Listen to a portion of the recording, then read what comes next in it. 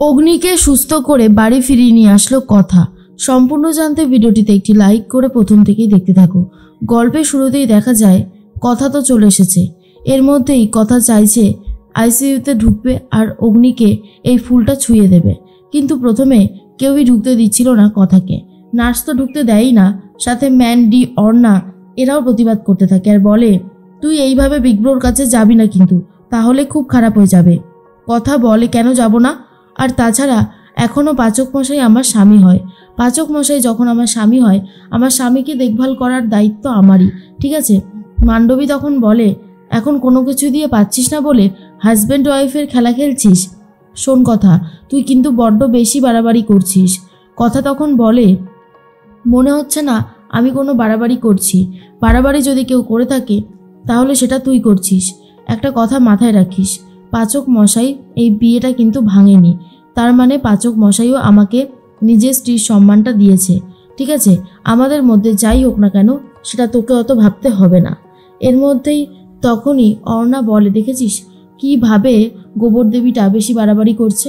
আইসিইউর ভেতরে ঢুকে যায় আর তখনই নার্স বলে দেখুন ম্যাডাম, এই আইসিইউতে এইভাবে কেউ থাকতে পারে না। আপনি এখানে এসেছেন ঠিকই, তাড়াতাড়ি আপনি দেখা করে বেরিয়ে যান। তখনই মান্ডবী বলে একবার বাড়িতে যাই, তারপরে এভিকে কি করে কথার থেকে আলাদা করতে হয় সেটাও আমি খুব ভালো মতন জানি। এর মধ্যেই ফুলটা ভালো করে অগ্নির মাথায় ছুঁয়ে দেয়, তারপরে বালিশের পাশে রেখে দিয়েছে আর বলে আপনাকে যে সুস্থ হতে হবে, আপনি তো বলেছিলেন আপনি আপনার এই বিজনেস দেশ বিদেশে ছড়িয়ে দিতে চান, তাহলেই আপনার খুব ভালো লাগবে। আপনার সাথে আমি আছি পাচক মশাই, আপনার যা যা সাহায্য লাগবে আমি সব সাহায্য করতেই রাজি, কিন্তু আপনি তাড়াতাড়ি সুস্থ হয়ে উঠুন। আপনার সুস্থ হওয়াটা খুব দরকারি। আপনাকে এইভাবে পড়ে থাকতে দেখে আমার একদমই ভালো লাগছে না। তার মধ্যেই অগ্নির অবস্থা খারাপ হয়ে যাচ্ছে, কোনোভাবেই জ্ঞান ফিরছে না। নার্স তখন বলে দেখুন ম্যাডাম, এইভাবে আপনাকে আর থাকতে দেওয়া যাবে না, প্লিজ প্লিজ আপনি এবার এখান থেকে যান। আর তখনই কথা বলে পাচক মশাই আপনি একবার একটু চোখ মেলে তাকান না পাচক মশাই। এর মধ্যেই অগ্নির জ্ঞান ফিরে আসছে আর সেটা দেখার পর কথা ভীষণই খুশি হয়ে যায়। ডাক্তারবাবুকে ডাকা হয়, কথাকে ডাক্তারবাবু বলে আপনি বাইরে গিয়ে দাঁড়ান, আমি চেক আপ করে বলে দিচ্ছি। এরপর ডাক্তারবাবু চেক আপটা করে ফেলে আর তখন বলে পেশেন্টের জ্ঞান ফিরে এসেছে, এটা খুবই ভালো একটা দিক। আর পেশেন্ট আরেকটু অবজারভেশনে থাকুক, কালকে আপনারা বাড়ি নিয়ে যেতে পারবেন, তবে বাড়িতেও কিন্তু স্যালাইন চলবে, কেমন। কথা বলে ধন্যবাদ ডাক্তারবাবু, আপনি ছিলেন বলেই হয়তো সবটা সম্ভব হয়েছে, আর মা কালীর কৃপায় সবটা সম্ভব হয়েছে। ডাক্তারবাবু বলে ঠিক আছে, আর আপনারা থাকুন, আমি আসছি বলে বেরিয়ে যায়। আর অন্যদিকে কথা ভাবে পাচক মশাইয়ের জ্ঞান ফিরে এসেছে, এর থেকে ভালো আর কী বা হতে পারে।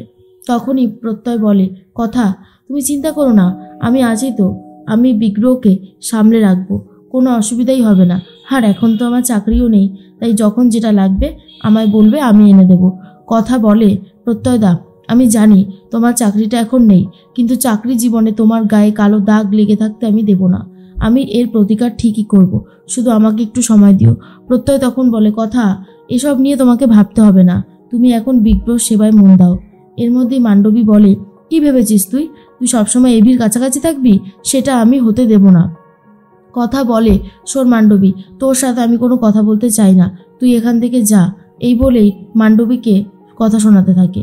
অন্যদিকে কথার জন্য কেক নিয়ে এসেছে নূপুর আর বলে এই কেকটুকু অন্তত খাও, তোমার শরীরের অবস্থা খুবই খারাপ না। তখন কথা বলে না কাকিয়া, আমার কিছু খেতে ভালো লাগছে না। কাকিয়া তখন বলে খেতে ভালো লাগছে না বললে হবে, খেতে হবে, হা করো আমি খাইয়ে দিচ্ছি। কিন্তু কথা বলে না তুমি আমায় দাও, আমি পরে খাচ্ছি। এর মধ্যেই প্রত্যয়ের ফোনে একটা ফোন আসে, প্রত্যয় জানতে পারে আর তারপর কথার সাথে কথা বলতে শুরু করে আর বলে কথা সেদিন যেই গাড়িটা তোমার মামাকে মেরেছিল, সেই গাড়িটা জয়সওয়াল নামে একজন ব্যক্তি বুক করেছিল। এরপর এই ব্যক্তি কে, কোথায় থাকে, কি ব্যাপার সবটাই আমি জানবো, তবে যেটুকু জানতে পেরেছি সেটুকু তোমায় জানিয়ে দিলাম। কথা বলে ঠিক আছে, আমি দেখছি কি করা যায়, যত তাড়াতাড়ি সম্ভব কিছু একটা ব্যবস্থা আমাকে করতেই হবে। এর মধ্যেই দেখা যায় যে মনে মনে প্রান্তিক ভাবতে থাকে যত তাড়াতাড়ি সম্ভব কথা আর অগ্নিকে শেষ করতে পারলেই আমি বাপের কাছে আবারও ভালো হয়ে উঠব, আর আমাকে সেটা করতেই হবে।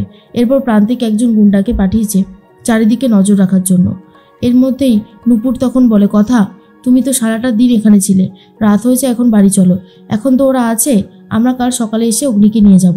কথা বলে না কাকিয়া, পাচক মশাইকে ছেড়ে আমি কোথাও যাব না, আমি এখানেই থাকবো, পাচক মশাইকে একেবারে বাড়িতে নিয়ে যাব, তখনই যাব, এখন নয়। আর মান্ডবী তখন বলে ঠিক, আবার এখানে থাকার প্ল্যান করছে। এই মেয়েটাকে যে কি করে টাইডি দিই সেটাই বুঝতে পারছি না। বাড়াবাড়ি চূড়ান্ত সীমায় পৌঁছে যায়। আর প্রান্তিকের সেই পাঠানো গুন্ডাটা প্রান্তিককে ফোন করে বলে, গুরু এই কথা বলে মেয়েটা রাত্রিবেলা এখানেই থাকবে বলছে, শেষ করে দেব।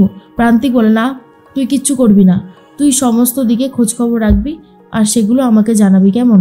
তখন গুন্ডাটা বলে, ঠিক আছে গুরু, আমি তাহলে রাখছি। এর মধ্যেই অগ্নির সাথে কথা বলে আর বলে, কাল সকাল হলেই আপনি বাড়ি ফিরে যাবেন। বাড়ির ছেলে বাড়ি ফিরবেন, এর থেকে আনন্দের কিছু হতে পারে না।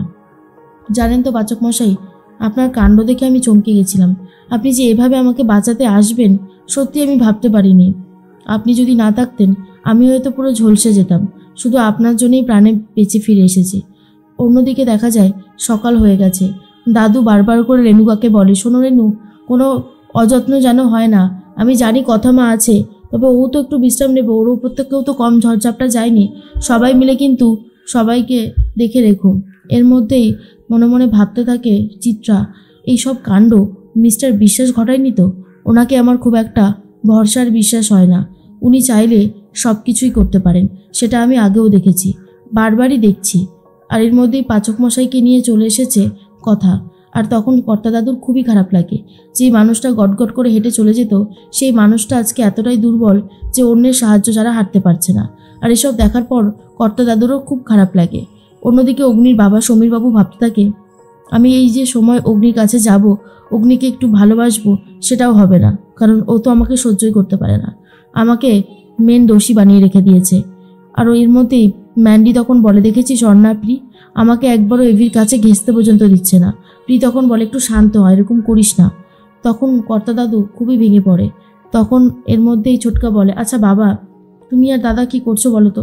এত ভেঙে পড়লে হবে? আমরা আছি তো, একটু রেস্ট নিলেই ঠিক হয়ে যাবে, ডাক্তারবাবু নিজে বলেছে। এরপর কথা জুনিকে বলে, শোন না, রান্নাঘরে গিয়ে দুটো বিট ছুলে নিয়ে আয় না, একটু কাজ আছে।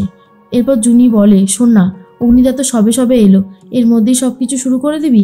কথা বলে, প্রথম দিন থেকেই শুরু করতে হবে, যা। আর জুনি তখন বলে, ঠিক আছে যাচ্ছি। এর মধ্যে অগ্নির খাবারটা নিয়ে এসেছে। কথা তখন বলে, পাচক মশাই আপনি কিন্তু ঠিকঠাক সময় খাওয়া দাওয়াটা করবেন, নাহলে আরও বেশি অসুবিধা হবে। এর মধ্যেই কর্তা দাদু বলে, আমাদের তো রথ টানারও একটা ব্যাপার আছে। ভাবছিলাম তো এবারে রথের উৎসব হবেই না। এবার যখন পাচক মশাই আর কথামা ফিরে এসেছে তাহলে তো নিশ্চয়ই হবে।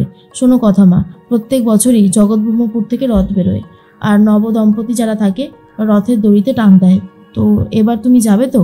কথা তখন বলে, আমি তো যাব, কিন্তু পাচক মশাইয়ের যে অবস্থা, পাচক মশাই তো যেতে পারবে না, আমি যাব। আর প্রত্যয়েরা রাজি হয়ে যায় যাওয়ার জন্য। তার মধ্যেই প্রান্তিকের কাছে খবরটা পৌঁছে গেছে। প্রান্তিক তার বাবাকে সবটা বলে দিলে জয়দেব বিশ্বাস বলে, ভালো তো, রাস্তাতেই কথাকে শেষ করে দেবে, ব্যাস তাহলেই হয়ে গেল। বোঝাই যাচ্ছে আবারও প্রান্তিকরা কথার বিরুদ্ধে ষড়যন্ত্র করতে মাঠে নেমে পড়েছে।